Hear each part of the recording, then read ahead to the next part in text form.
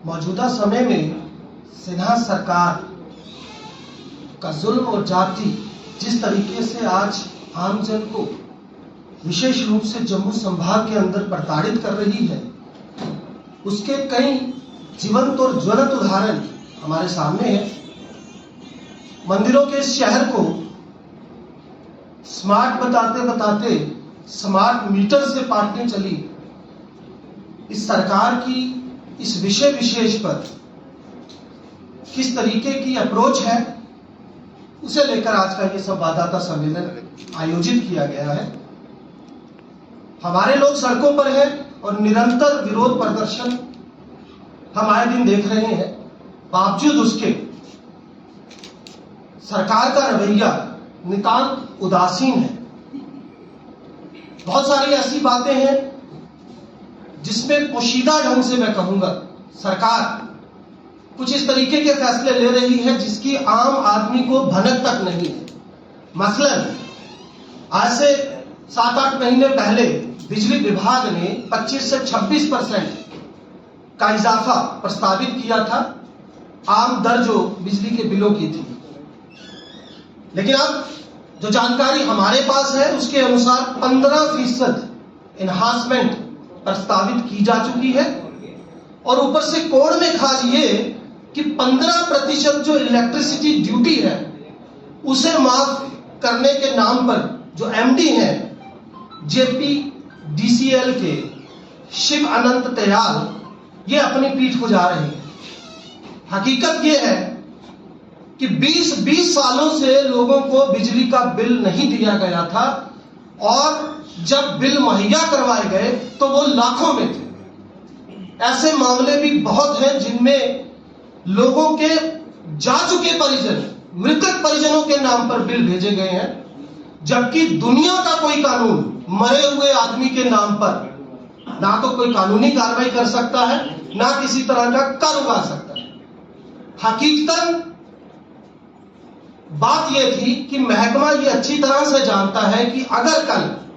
किसी व्यक्ति विशेष ने इनको कोर्ट में घसीटा तो इनको साबित करना मुश्किल हो जाएगा कि आखिर 20 सालों तक इन्होंने लोगों को बिल क्यों नहीं दिए। मैं आप तमाम साथियों के अलग अलग मंचों के माध्यम से आम आदमी को यह बताना चाहता हूं कि मसलन किसी व्यक्ति का 2 लाख रुपए बिल है और अगर उसमें से उसने सिर्फ 200 रुपए भी जमा करवा दिए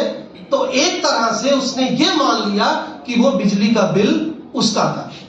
जबकि कानूनन उसका अख्तियार जो है वो आम आदमी को है, क्योंकि उसको बिल समय पर नहीं मिला। ये उसको तय करना था कि वो बिजली का भुगतान कैसे करे। इसके अलावा एक बड़ी बात जिसकी वजह से आज हम यहां हैं,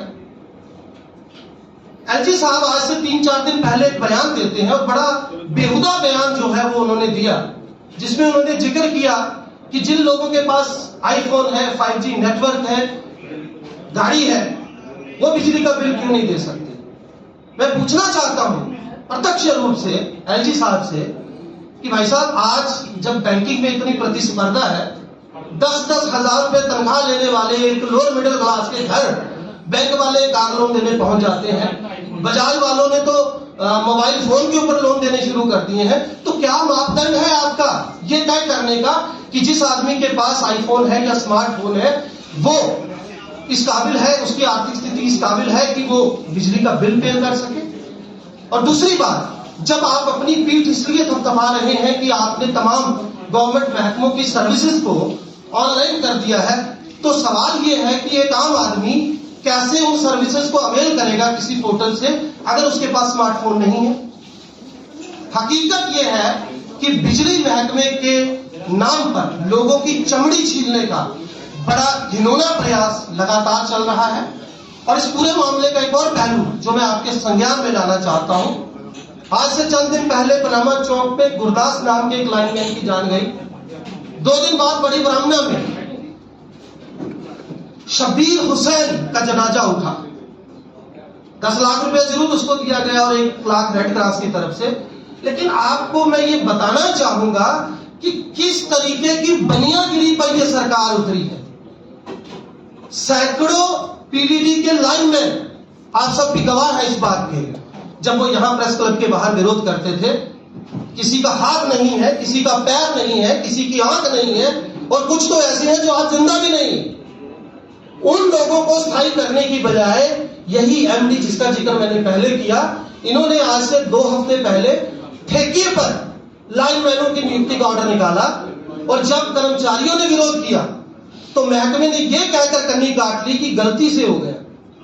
तदुपरांत 1 हफ्ते के बाद उधमपुर में सेम आवेदन जो है ठेके के ऊपर लाइनमैन के मांगे गए। अब बताइए, एक तरफ जो अस्थायी और अनुबंधित कर्मचारी हैं उनको स्थायी करने का कोई प्रावधान नहीं है, दूसरी तरफ हमारी सरकार 20,000 करोड़ रुपए के नुकसान की बात करती है।